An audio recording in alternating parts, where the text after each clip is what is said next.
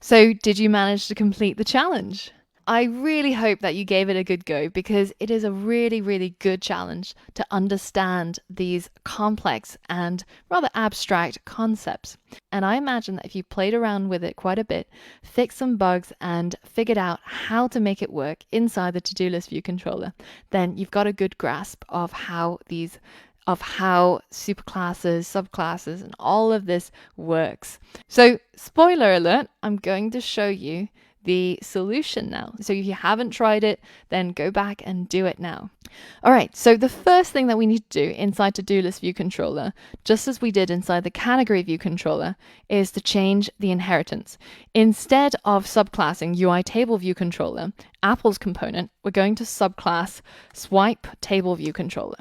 And if you think about it, the UI table view controller is almost like the granddad of to-do list view controller now, because inside swipe table view controller, it now inherits UI table view controller.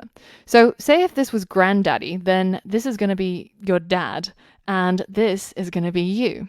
Now, if it's a little bit upsetting to think of yourself as a block of code, then I apologize for that, but I think it's a good analogy. So the next thing that we need to do is to change our self_arrow_at_index_path method, because we're no longer going to be dequeuing our cell inside here. Instead, we're going to be using the superclasses cell. So we're going to say let cell equals super, which you can see is the swipe table view controller, dot table view cell for index path. So now that we have this reference to the cell, that is from the method inside our super view controller, so inside here, and that cell is already set up as a swipe table view cell, and the cell's delegate is self.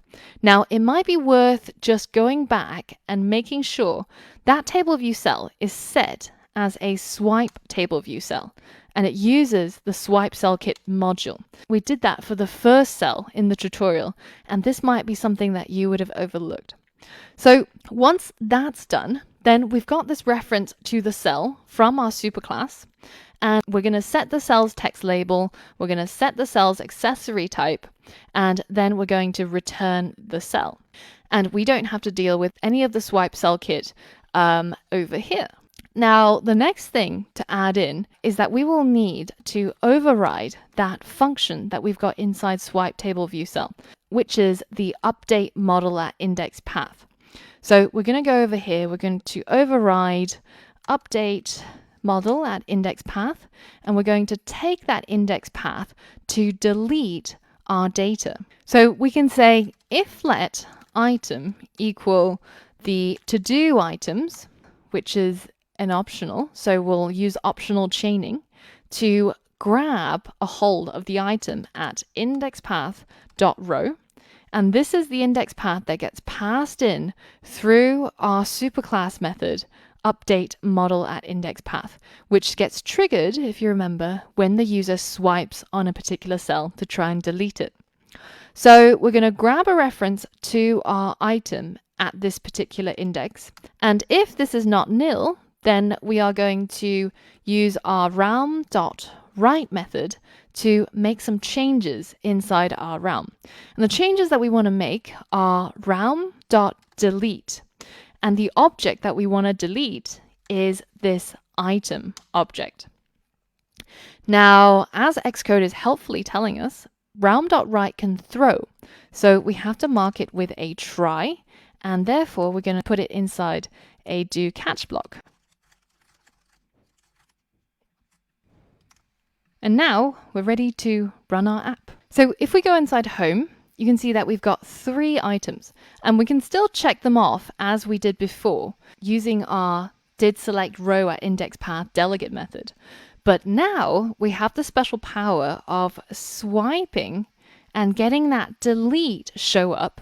And if we click on it or swipe all the way, then it deletes it from our list of items. Now, what if we wanted our items to have the same height as the ones inside our categories? Now, we can either copy this row height over to our to-do list view controller, but if we're going to have it the same for the for both and we're inheriting from SwipeTableViewController, then it makes more sense for it to go over here. And now if we hit run, you'll see that we get that nice expanded height in both view controllers. So, all right, how did that go? Did you manage to get it? If not, make sure that you have a look at the previous lesson as well as this one and try and go and attempt it again.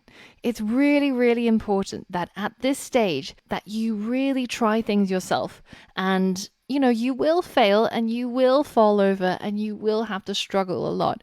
But believe me, the more that you struggle, the more that you learn.